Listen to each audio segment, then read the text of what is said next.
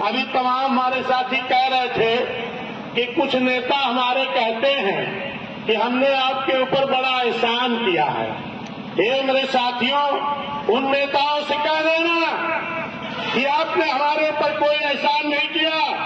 बहन जी का एहसान रहा है कि जो तुम्हें टिकट देने का काम किया, और इस क्षेत्र की जनता का एहसान रहा है जो हमने वोट दबा दे करके आपको जिताने का काम किया, तो मान्य बहन जी ने बनाने का काम किया। आप भली बात जानते हो कि आज अभी ये जो चुनाव हुआ है 24 का लोकसभा का, तमाम हमारे साथी कहते हैं बीएसपी कमजोर हो गई। अरे बीएसपी कभी नहीं कमजोर हो सकती।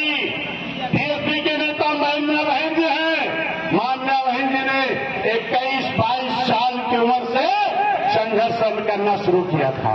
ये मेरी माताओं बहनों, जरा गौर करिएगा कि मान्य बहन जी के पिताजी ने, माताजी ने कहा कि ये राजनीति करना छोड़ दो या तो घर छोड़ दो। इस तरह के हैं जो बहन जी के ऊपर ही टिप्पणी करते हैं।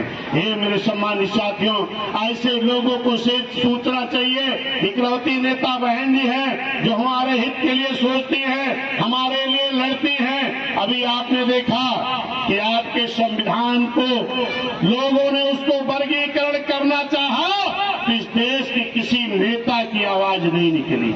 ना तो माननीय राहुल गांधी जी की जुबान खुली, ना माननीय अखिलेश यादव जी की जुबान खुली, किसी नेता की जुबान नहीं खुली। लेकिन मान्या बहन जी ने ललकार भरते हुए 21 तारीख को जब बहुजन समाज के लोगों को बहन जी ने इशारा करने का काम किया, यही बहुजन समाज के लोग पैसे बिना किसी संसाधन के पूरे देश में रोड पर आंदोलन करने का काम किया, अपने आरक्षण को बचाने के लिए, अपने संविधान की लड़ाई लड़ने के लिए।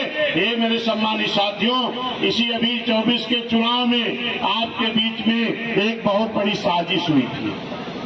साजिश क्या हुई?